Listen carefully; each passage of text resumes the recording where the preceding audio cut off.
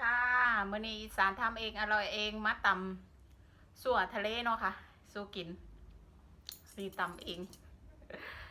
ก็มีกุ้งเนาะค่ะปลาหมึกแล้วก็ไอข้าวปุ้นถั่วงอก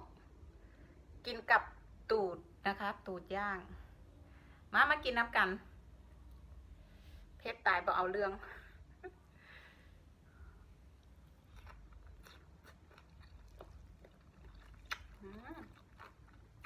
ครับ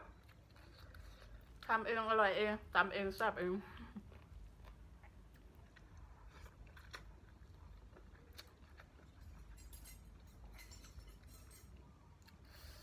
เองก็ผักกระเดามากผักกระเดาผักกระเดาก็ตำหงแซ่บ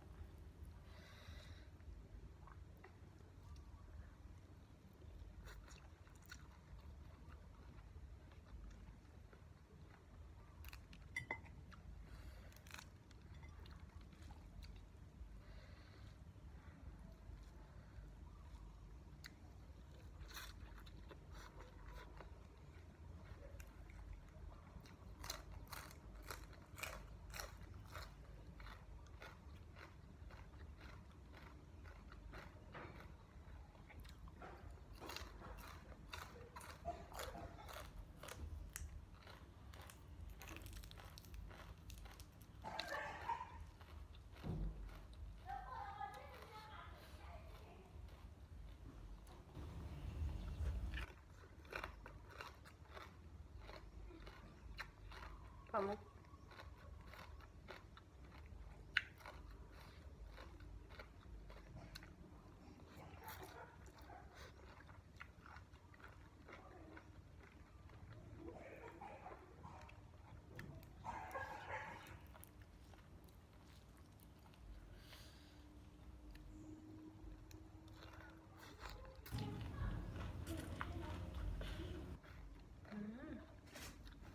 ครับ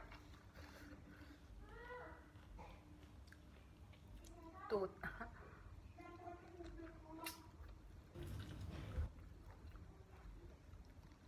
ตูดย่าง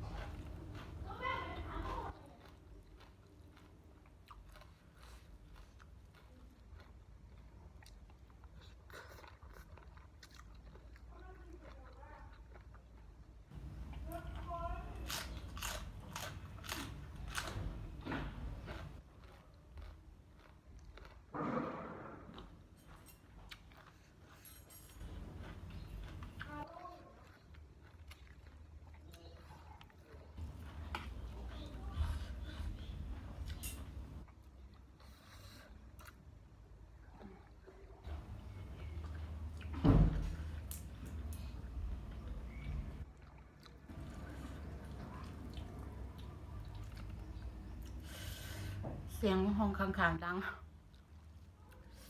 มื้อนี้วันอาทิตย์เด็กน้อยบ่ไปโรงเรียนก็เจ้าเลยอยู่บ้านกันเสียงดัง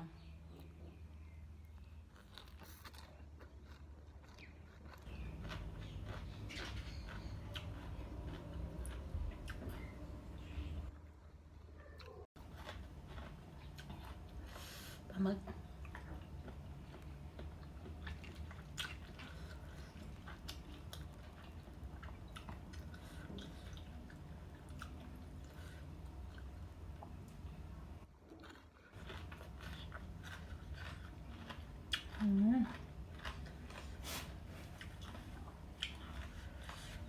เฮ้ย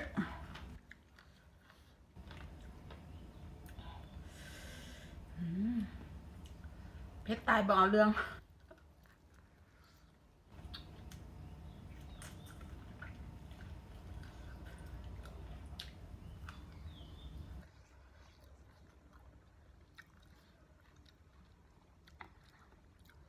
พี่ชอบกินตูดปะเนาะ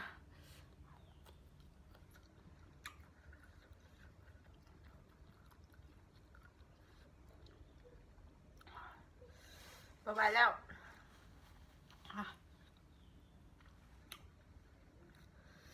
เพชร